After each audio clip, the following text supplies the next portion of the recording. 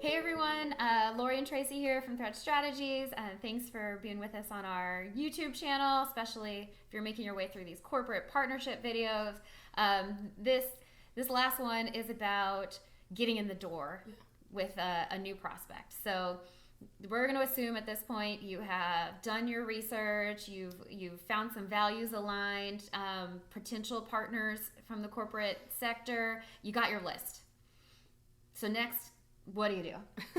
Well, I think when you think about it, you got to find the right person before you start like blasting the whole company. Try to think about. You might need to blast the whole company. You might need to try, but you're gonna try to get to one person. You're gonna try to get to one person.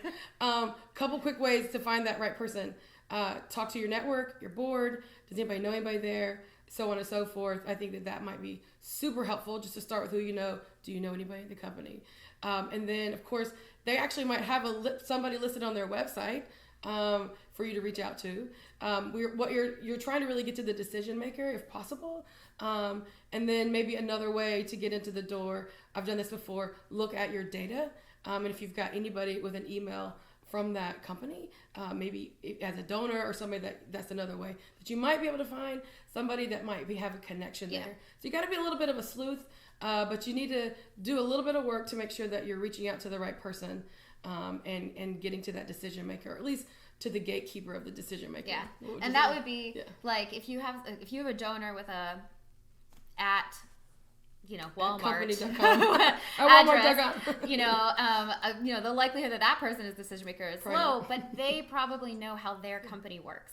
They probably know, the decisions for partnerships go through this department or this person, and they could get you the name and hopefully the email of who to be in touch with. So the purpose of that is not to say you're probably going to get lucky and find the gatekeeper in your data, but it gives you someone to ask who knows what's going on. So yeah, Tracy, totally. You have to get ready to get to the right person. And then, I think a little thoughtful note here about that right person. I don't know if everyone realizes, but these corporate CSR departments or corporate foundations or employee volunteering, like whatever way that in the corporation these partnerships are housed, these teams are really small. Like we're talking sometimes one person. Yeah, two people. A committee maybe of people who have a full-time job at the company. Exactly, yeah, who aren't even, that's not their only job. So, you want to put yourself in their shoes when you start reaching out. If you found them, so did 100 other nonprofits. Or more, if you think about it. Whoever's watching this video, you're all finding, your way eventually to the same person. That person has a lot of similar incoming inquiries as yours. Yeah. So it's not to say don't do it, but you got to think really strategically about, if you were in that person's shoes and you were getting all this outreach, what would actually make it stand out? What would make it easy for them to reply and to engage, and try to craft your initial outreach with that in mind. So with that in mind, Tracy, what would you say about that initial email then? You finally found your way to who you think is the right person. What do you put in your email? So I would be laser focused.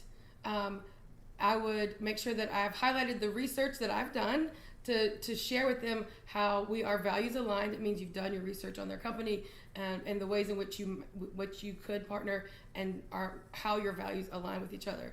I would also ask for a call, 15 minutes, to talk about the thoughts and the research that you've done and introduce yourself. But you said something important there. 15 minutes. 15. That's right. Go. Yeah.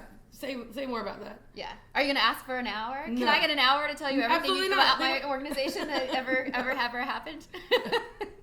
15 minutes. And it gives them, I think when I see that, I breathe a sigh of relief because I know I can fit 15 minutes in. In fact, I've actually recently thought about when I'm emailing people, just like my colleagues or partners that we work with, I just like, hey, can I have 20 minutes on your calendar to talk about this very specific thing? That's the expectation, but it also knows that you value their time. And if you get a yes, that's something you got to stick to it, right? Yeah. But prepare your mind for that 15 minutes. What can you put into a 15-minute call? Highlight some of that in that email. And then the other thing I think about is, have you developed something that you can attach so that they can quickly understand your organization and what it is that you do in a very again, succinct way, easy to take in and read, Yeah. And understand you. Or watch, I'd say. Oh, so, that's a good idea. Yeah, like a one-pager attachment, or video content. Is we're on a video right now. Is king right now. So, do you have a short clip of your organization in action, like where you maybe covered in the news, or have you produced a quick 1 to 2 minute video about what you do? And so, can you link that in your email? So instead of going into many sentences about the organization, can you quickly put in your mission, link a video where they can learn more, or attach a one-pager? Also really important in that email is showing that you've done your research. So presumably you should only be reaching out to corporations where you think there's alignment. That's watch the other video about prospecting. No spamming. But you're not just reaching out to any company you've ever heard of. You've already done the work to make a list of organizations that you are aligned with. You know what they're trying to do with their funding and their CSR, and it matches you. So you know that. That's why you're targeting this company. Don't be afraid to say that in the email, to tell them, make it easier for them. I know that you focus on childhood literacy. Our organization focuses on childhood literacy. I think that what we do, we might be able to help each other. Could I have 15 minutes of your time? Yeah. Really simple outreach like that shows up at the start. There is definitely alignment here. It's definitely worth your time to take a 15-minute call. And it's purely to learn a little bit more about what they're doing. Maybe you might be a fit for what we're doing. That's right. The last thing I would say, when we're talking about getting in the door, is manage your expectations and be patient, but be professionally persistent in your patience. I like that. Professionally, I like that. So I've been called pleasantly persistent in the past doing this kind of work, and I like to think it is professionally pleasantly persistent. There you go. Yeah, it's gonna take some time, and that's okay. So. Again, you got to manage those expectations, and also think about that in your own timeline when you're trying to raise resources. If you're the fundraiser, but you have to be patient and manage those expectations. I used to be in a corporate specific role doing this kind of work before I was doing consulting, and on my first day in that particular role. First week, I'll say, on the first day. But one of the first companies I reached out to, I did all these things. I knew there was alignment, etc. With a cold outreach, doing all the same kind of thing. I pleasantly followed up every few months, or if I was going to be in the area, or if we did a project that I thought they might be interested in seeing because it really aligned with their work. And 2.5 years later, as I was leaving the organization, we were signing our first contract with them. So in the corporate space, it can be a real long game. Marathon. It's important to know that, and to think after that first outreach, what is going to be your regular, persistent, but pleasant and professional follow-up.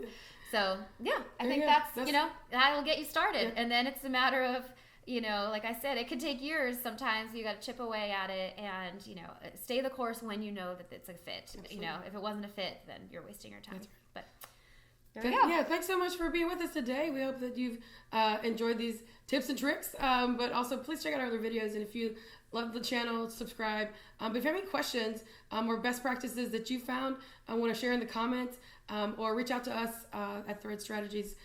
You can visit our website, threadstrategies.com, and find our contact information there. But again, thank you so much. Hope you have a great day and happy fundraising.